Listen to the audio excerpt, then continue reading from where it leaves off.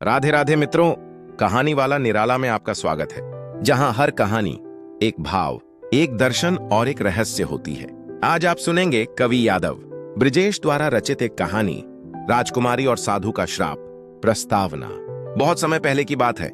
हिमालय की तराई में एक विशाल और समृद्ध राज्य था, जिसका नाम था विजयनगर। यह राज्य चारों ओर से घने जंगलों, ऊंचे ऊंचे पर्वतों और साफ नदियों से घिरा हुआ था।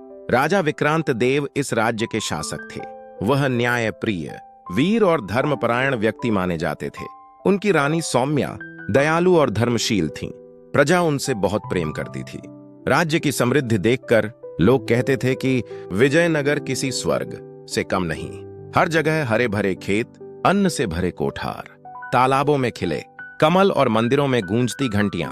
लेकिन इस सुख समृद्धि के बीच एक कमी थी, और वह थी राजा की इकलौती पुत्री राजकुमारी विद्या का स्वभाव।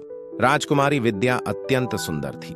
उसकी आंखें कमल की पंखुड़ियों जैसी, चेहरा चंद्रमा की तरह उज्ज्वल और वाणी मधुर थी। लेकिन वह जितनी सुंदर थी, उतनी ही घमंडी भी थी। बचपन से ही उसे हर सुख मिला। दास दासियां उसकी सेवा में रहती। कभी उसने भूख, प्यास, कठिनाई या अभाव का सामना नहीं किया। यही कारण था कि उसमें दया और विनम्रता का भाव नहीं रहा। वह मानती थी कि धन, ऐश्वर्य और सुंदरता ही जीवन का सबसे बड़ा बल है।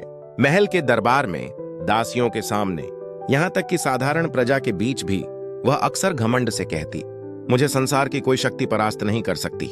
साधु का आगमन। एक दिन की बात है। संध्या का समय था। सूरज ढल चुका था और आकाश लालिमा से रंग गया था। महल में दीपक जलाए जा रहे थे। उसी समय महल के द्वार पर एक वृद्ध साधु आए। उनके वस्त्र जर्जर थे, बाल सफेद और बिखरे हुए थे। हाथ में जपमाला थी और मस्तक पर गेरुए रंग का तिलक। थका हारा शरीर, देखकर लगता था कि वे कई दिनों से भूखे हैं। फिर भी उनके चेहरे से एक दिव्य आभा निकल रही थी। साधु ने द्वारपाल से कहा, बेटा भूखा हूं, मुझे रोटी चाहिए। द्वारपाल कुछ कह पाता, तभी बालकनी से राजकुमारी विद्या प्रकट हुई। वह हाथ में सोने का प्याला लिए खड़ी थी। उसने साधु को देखा और ठहाका लगाते हुए बोली, ओ साधु, तुम लोग तपस्या करने का दिखावा करते हो और खाने के लिए महलों के दरवाजे खटखटाते हो। यदि सच में भूख लगी है तो जंगल जाओ और कंदमूल खाओ, या फिर खेतों में जाओ और मेहनत करो। लेकिन तुम जैसे लोग परिश्रम करना नहीं जानते। दासी ने धीरे से राजकुमारी को समझाने की कोशिश की। राजकुमारी, साधु का अपमान मत करो, वे भगवान के दूत होते हैं। लेकिन राजकुमारी ने गुस्से में कहा, चुप रहो दासी, इन भिखारियों को यहां से भगाओ। वृद्ध साधु ने शांत स्वर में उत्तर दिया। उनकी आवाज धीमी थी, लेकिन उसमें गहरी शक्ति थी। बेटी, घमंड सबसे बड़ा अंधकार है। आज तुम अपने घमंड में अंधी हो गई हो, लेकिन याद रखना, 7 दिन बाद यही घमंड तुम्हें निगल जाएगा। दरबार में खड़े लोग सन्न रह गए। सैनिक आपस में फुसफुसाने लगे। रानी का चेहरा पीला पड़ गया, लेकिन राजकुमारी विद्या जोर जोर से हंसने लगी। हाँ हाँ हाँ, मेरे पास सोने चांदी का खजाना है, विशाल सेना है और हजारों प्रजा मेरी सेवा करती है। तुम्हारे जैसे साधु के श्राप से मेरा क्या बिगड़ेगा? साधु ने केवल इतना कहा। समय आने पर सत्य का अनुभव स्वयं हो जाएगा। और वे धीरे धीरे चलते हुए महल से बाहर निकल गए। पहला दिन, अजीब संकेत। श्राप का पहला दिन आया। महल में दीपक अपने आप बुझने लगे। जब भी कोई दीप जलाता, कुछ ही क्षणों में हवा के झोंके से बुझ जाता। महल की दीवारों पर काले धब्बे उभरने लगे। रात को अजीब सी फुसफुसाहट सुनाई देने लगी। राजकुमारी इसे संयोग समझकर हंसती रही। दूसरा दिन, दर्पण का डर। दूसरे दिन राजकुमारी जब दर्पण के सामने आई तो उसे अपना चेहरा अजीब सा दिखा। चेहरे की सुंदरता कहीं खो गई थी। आंखें लाल दिख रही थीं और होंठ काले। वह चीख पड़ी। दासियां दौड़ीं, लेकिन जब उन्होंने देखा तो दर्पण में सब कुछ सामान्य था। राजकुमारी बोली, नहीं, मैंने देखा था, मेरा चेहरा भयानक हो गया था। सभी दासियां डर गईं। तीसरा दिन, सांप का साया। तीसरे दिन रात को राजकुमारी के कक्ष में सांप दिखाई देने लगे। काले नाक उसके बिस्तर पर रेंगने लगे। वह डरकर चिल्लाई। सैनिक दौड़े और कमरे में खोजबीन की, लेकिन जैसे ही वे अंदर आए, सारे सांप गायब हो गए। महल में भय का वातावरण फैल गया। चौथा और पांचवां दिन, जनता की परेशानी। चौथे दिन राज्य के कुओं का पानी गंदा हो गया। पानी में बदबू आने लगी। पांचवें दिन अचानक आसमान पर काले बादल छा गए। बिजली कड़की, लेकिन बारिश नहीं हुई। प्रजा परेशान हो उठी। लोग कहने लगे, यह सब साधु का श्राप है। राजकुमारी ने उनका अपमान किया है। छठा दिन, टिड्डियों का हमला। छठे दिन सुबह आकाश अचानक काला हो गया। दूर से भनभनाहट सुनाई दी। देखते ही देखते टिड्डियों का विशाल, झुंड खेतों पर टूट पड़ा। हरी भरी फसलें कुछ ही घंटों में छट हो गईं। किसान रोने लगे।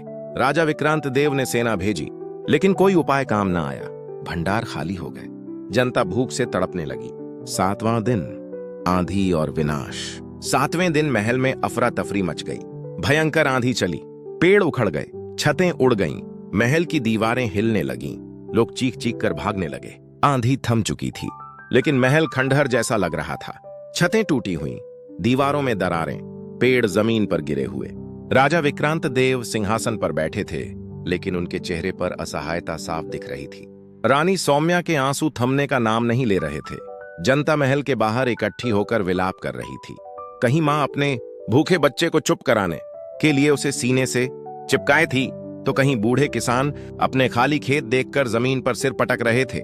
सैनिकों के घरों में भी अन्न का एक दाना नहीं बचा था। पूरा राज्य भय, भूख और निराशा से कराह रहा था।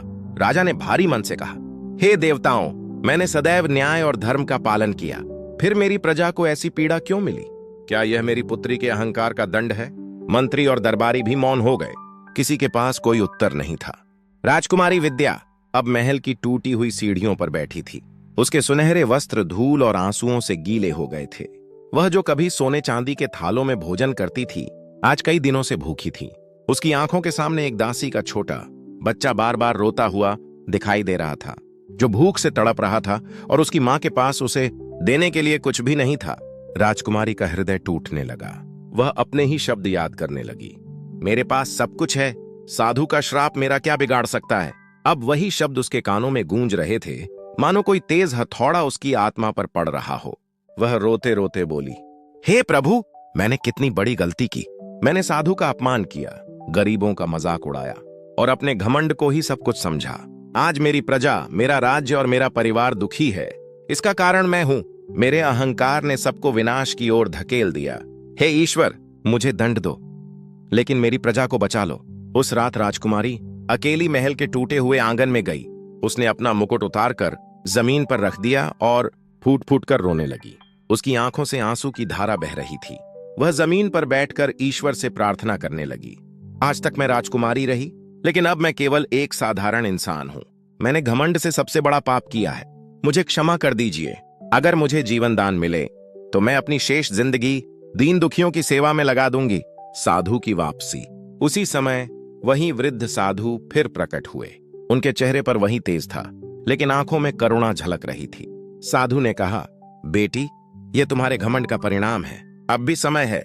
यदि तुम सच में पछता रही हो तो विनम्रता अपना लो। राजकुमारी उनके चरणों में गिर पड़ी। महाराज, मुझे क्षमा कर दीजिए। मैंने अहंकार में आपकी अवमानना की थी। अब मैं अपना जीवन दीन दुखियों की सेवा में लगाऊंगी। साधु ने आशीर्वाद दिया। अचानक आकाश से अन्न की वर्षा होने लगी। लोग झोली भरने लगे, बच्चे खुशी से कूदने लगे। राजा और रानी ने साधु को प्रणाम किया। उस दिन से विजयनगर राज्य में फिर से समृद्धि लौट आई। राजकुमारी विद्या ने घमंड का त्याग कर दिया। अब वह दीन दुखियों की सेवा करने लगी। महल के द्वार हमेशा साधु संतों और गरीबों के लिए खुले रहने लगे। नैतिक शिक्षा, घमंड सबसे बड़ा शत्रु है। विनम्रता और सेवा से ही जीवन में सच्चा सुख और चमत्कार मिलता है। ईश्वर उसी की मदद करता है जो दूसरों की मदद करता है। यदि आपको यह कहानी हृदय से छू गई हो तो इसे लाइक करें, अपने प्रियजनों से साझा करें तथा इस चैनल को सब्सक्राइब जरूर करें। फिर मिलते हैं एक नई कहानी में। तब तक के लिए राधे राधे।